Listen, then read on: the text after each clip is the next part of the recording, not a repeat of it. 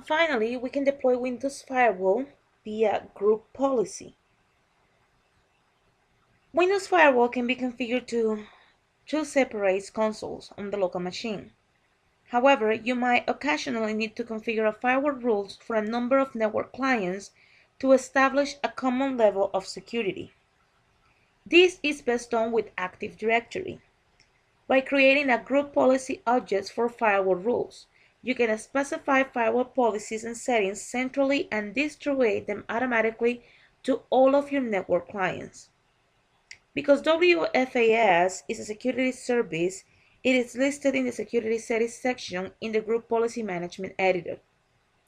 Although you can customize firewall rules and apply them to computer objects through the Group Policy Management Editor, the easiest way to apply firewall policies is to create them on a single machine, export the existing policy, and then import the policies into your group policy object. The WFSA allows you to import or export the firewall policies. Along with provided file security through access control lists, new technology file systems allow users to perform file-based encryption through the Encryption File Service. EFS is Microsoft's built-in service for providing folder and file level encryption. In general, EFS is transparent and encrypts files on NTFS file system to protect data from attackers who have physical access to the computer. EFS uses a combination of private and public key encryption for securing a user data. A randomly created symmetric key is first used to encrypt and decrypt the file context.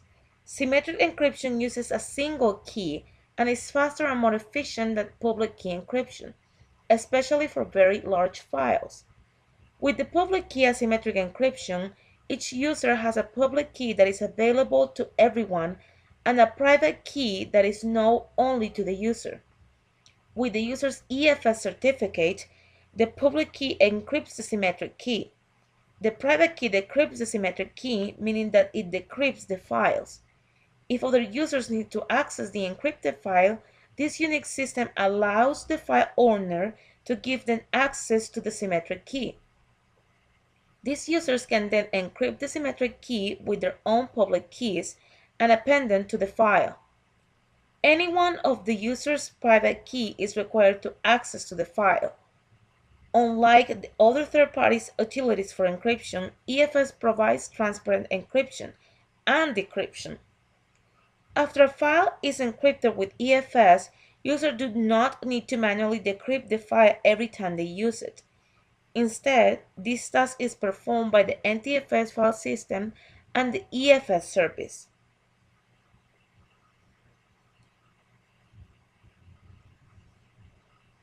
EFS have been included in many versions of Windows Server and desktop operating system.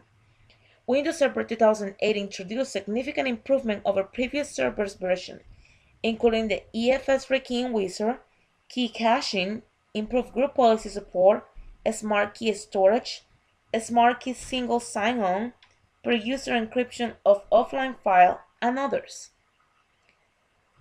When a user encrypts a file, a symmetric file encryption key is generated that EFS uses to encrypt the file. The FA key is encrypted by using the user's public key. Finally, the encrypted FE key is stored in the header information of the encrypted file. Windows Server 2008 has two tools for managing EFS: File and Folder Properties and Cipher.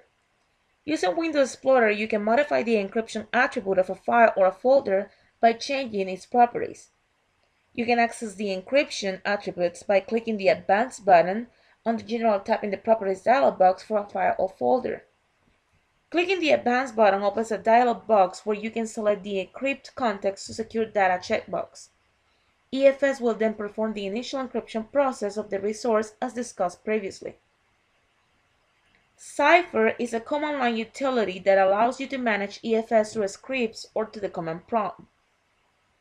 Use /E to encrypt and /D to decrypt. Firewall enables you to specify which doors to your servers are left open and which are locked. But there are some doors that you must leave open, and this requires security also. Data encryption mechanisms, such as the encrypting file system and BitLocker drive encryption, enables you to protect your data so that even if intruders get through the door, they cannot steal the valuables inside.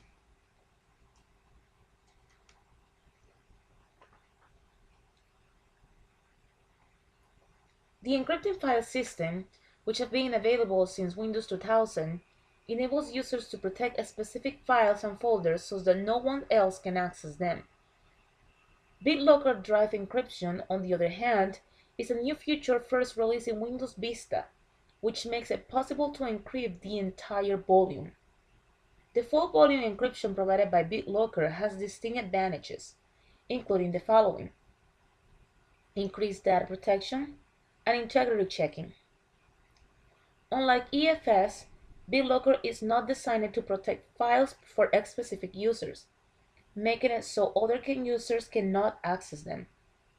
Instead, BitLocker protects entire volumes from being compromised by unauthorized persons. For example, if someone alters the server's boot components, such as by stealing the hard drive and installing it in another computer, BitLocker will lock the protected volumes, preventing all kinds of access. However, when the system boots successfully under normal conditions, the BitLocker volumes are accessible to anyone. You must still protect your files and folders using the standard Windows Server 2008 tools, such as NTFS permissions and EFS.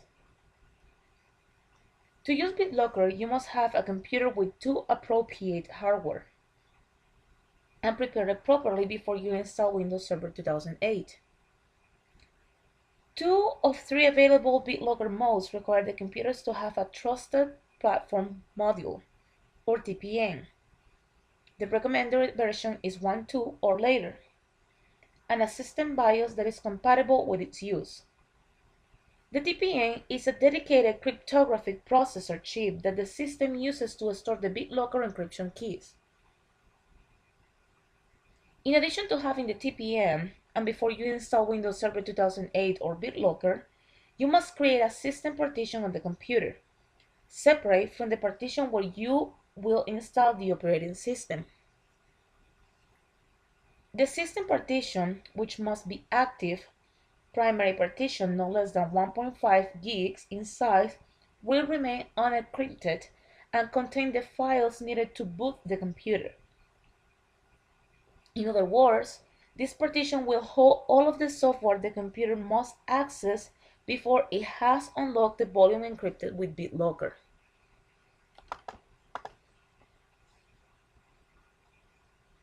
BitLocker has three operational modes, which define the steps involved in the system boot process.